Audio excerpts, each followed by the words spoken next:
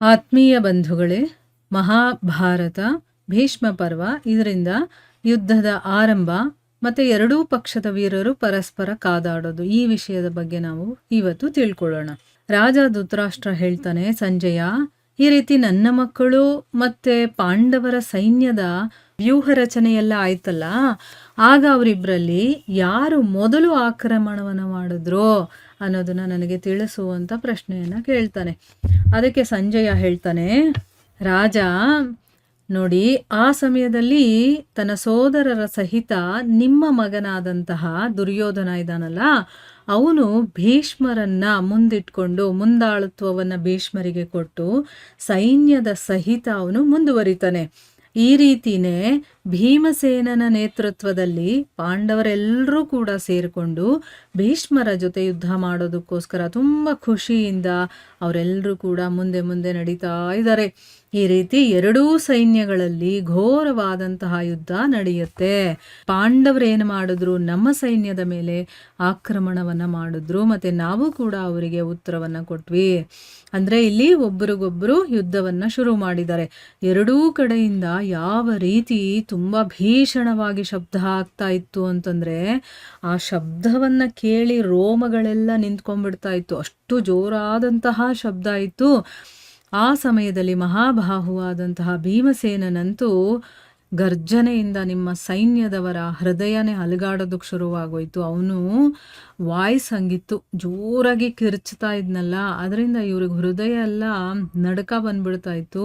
ಮತ್ತೆ ಹೇಗೆ ಸಿಂಹದ ಗರ್ಜನೆಯನ್ನ ಕೇಳಿ ಬೇರೆ ಕಾಡಿನ ಪ್ರಾಣಿಗಳೆಲ್ಲ ಮಲಮೂತ್ರವನ್ನೇ ಮಾಡ್ಕೊಂಡ್ಬಿಡುತ್ತೋ, ಈಗ ಸಿಂಹದ ಗರ್ಜನೆ ಕೇಳಿದ ತಕ್ಷಣ ಬೇರೆ ಪ್ರಾಣಿಗಳೆಲ್ಲ ಕಾಡಲ್ಲಿ ಇರುತ್ತಲ್ಲ, ಅವಾಗ ತುಂಬಾ ಭಯ. ಯಾಕೆಂದ್ರೆ ಅದು ಬೇಟೆ ಆಡದೆ ಬಿಡೋದೇ ಇಲ್ವಲ್ಲ, ಅದಕ್ಕೋಸ್ಕರ ಬೇರೆ ಕಾಡಿನ ಪ್ರಾಣಿಗಳು ಹೇಗೆ ಮಲಮೂತ್ರಗಳನ್ನು ಮಾಡಿಕೊಳ್ಳುತ್ತೋ ಅದೇ ರೀತಿ ನಿಮ್ಮ ಸೈನ್ಯದ ಆನೆ, ಕುದುರೆ, ಈ ರೀತಿಯ ವಾಹನಗಳು, ಯಾಕಂದ್ರೆ ಈಗ ರಥಗಳಿಗೆಲ್ಲ ಕುದುರೆಗಳನ್ನ ಕಟ್ಟಿರ್ತಾರೆ, ಮತ್ತೆ ಆನೆಗಳ ಮೇಲೆ ಸವಾರಿ ಮಾಡಿ ಅಲ್ಲಿಂದ ಯುದ್ಧ ಮಾಡುವಂಥವ್ರು ಇರ್ತಾರೆ ಅಲ್ವಾ, ಇದನ್ನ ವಾಹನಗಳು ಅಂತ ಕರೆದಿದ್ದಾರೆ. ಸೊ ಆನೆ, ಕುದುರೆ, ಈ ರೀತಿಯ ವಾಹನಗಳು ಕೂಡ ಮಲಮೂತ್ರಗಳನ್ನು ಮಾಡ್ಕೊಳ್ಳೋದಕ್ಕೆ ಪ್ರಾರಂಭ ಮಾಡ್ತವೆ ಅಂತ ಹೇಳ್ತಾ ಇದ್ದಾನೆ. ಭೀಮಸೇನ ವಿಕಟ ರೂಪವನ್ನ, ತುಂಬಾ ಭಯಂಕರವಾದಂತಹ ರೂಪವನ್ನ ಧರಿಸ್ಕೊಂಡು ಮುಂದೆ ಹೋಗೋದಕ್ಕೆ ಶುರು ಮಾಡ್ತಾನೆ.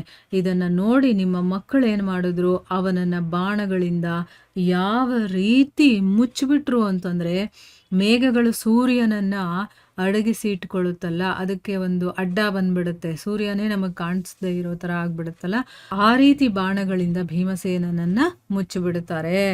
ಆ ಸಮಯದಲ್ಲಿ ದುರ್ಯೋಧನ, ದುರ್ಮುಖ, ದುಸ್ಸಹ, ಶಲ, ದುಶ್ಯಾಸನ, ದುರ್ಮರ್ಷಣ, ವಿಭಿಂಶತಿ, ಚಿತ್ರಸೇನ, ವಿಕರ್ಣ, ಪುರುಮಿತ್ರ, ಜಯ, ಭೋಜ ಮತ್ತೆ ಸೋಮದತ್ತನ ಮಗ ಭೂರಿಶ್ರವ, ಇವರೆಲ್ಲರೂ ಕೂಡ ದೊಡ್ಡ ದೊಡ್ಡ ಧನಸ್ಸನ್ನ ಏರಿಸ್ಕೊಂಡು ಮತ್ತೆ ವಿಷಧರ ಸರ್ಪಗಳ ಹಾಗಿರುವಂತ ಬಾಣಗಳನ್ನ ಬಿಡ್ತಾ ಇದ್ರು. ಅದರಲ್ಲಿ ವಿಷ ತುಂಬಿರ್ತಾ ಇತ್ತು, ಅಂತ ಬಾಣಗಳನ್ನೆಲ್ಲ ಬಿಡ್ತಾರೆ. ಇವರೆಲ್ಲ ಕೌರವ ಸೈನ್ಯದ ಕಡೆ ಇರುವಂಥವ್ರು. ಮತ್ತೆ ಇನ್ನೊಂದು ಕಡೆ ಏನಾಯ್ತು, ದ್ರೌಪದಿಯ ಮಗ ಮತ್ತೆ ಅಭಿಮನ್ಯು, ನಕುಲ, ಸಹದೇವ ಮತ್ತೆ ದೃಷ್ಟದ್ಯುಮ್ನ, ಇವರೆಲ್ಲರೂ ಕೂಡ ಏನ್ ಮಾಡಿದ್ರು, ತಮ್ಮ ತಮ್ಮ ಬಾಣಗಳಿಂದ ನಿಮ್ಮ ಮಕ್ಕಳಿಗೆ ತುಂಬಾ ತೊಂದರೆಯನ್ನ ಕೊಡ್ತಾ ಮುಂದೆ ಸಾಗ್ತಾ ಇದ್ರು. ಅಂದ್ರೆ ಬಾಣಗಳ ಮೇಲೆ ಬಾಣ ಸುರಿಸ್ತಾ ಇದ್ದಾರೆ, ಅದರಿಂದ ಎಲ್ಲರಿಗೂ ಅಲ್ಲಿ ಒಬ್ರಿಗೊಬ್ರಿಗೂ ತೊಂದರೆ ಆಗ್ತಾ ಇದೆ. ಈ ಕಡೆ ಕೌರವರು ಪಾಂಡವರ ಮೇಲೆ ಬಾಣಗಳನ್ನ ಸುರಿಸ್ತಾ ಇದ್ರೆ, ಈ ಕಡೆ ಪಾಂಡವರು ಕೌರವರ ಮೇಲೆ ಬಾಣಗಳನ್ನ ಸುರಿಸಿ ಕಷ್ಟವನ್ನ ಕೊಡ್ತಾರೆ, ತೊಂದರೆಯನ್ನ ಕೊಡ್ತಾ ಇದ್ದಾರೆ. ಈ ರೀತಿ ಪ್ರತ್ಯಂಚಗಳ ಭೀಷಣ ಟಂಕಾರದ ಒಂದಿಗೆ ಮೊದಲ ಸಂಗ್ರಾಮ ಆಗುತ್ತೆ. ಅಂದ್ರೆ ಇಲ್ಲಿ ಇನ್ನೂ ಸರಿಯಾದ ರೀತಿಯಲ್ಲಿ ಯುದ್ಧ ಪ್ರಾರಂಭ ಆಗಿಲ್ಲ, ಮೊದಲನೇ ದಿವಸ ಅಲ್ವಾ. ಆ ಒಂದು ಧನಸ್ಸಿರುತ್ತಲ್ಲ, ಅದಕ್ಕೆ ಹೇರಿಸಿರ್ತಾರಲ್ಲ, ಅದ ಹಗ್ಗವನ್ನ ಕಟ್ಟಿರ್ತಾರಲ್ಲ, ಅದನ್ನ ಎಳೆದು ಬಿಡ್ತಾರೆ ನೋಡಿ, ಅದನ್ನ ಪ್ರತ್ಯಂಚ ಅಂತ ಕರೀತಾರೆ. ಅದರ ಒಂದು ಸೌಂಡ್ ಇದೆಯಲ್ಲ, ಅದನ್ನ ಠಂಕಾರ ಅಂತ ಹೇಳ್ತಾರೆ. ಆ ಠಂಕಾರದ ಜೊತೆಗೆ ಈಗ ಸಂಗ್ರಾಮ ಶುರುವಾಗಿದೆ.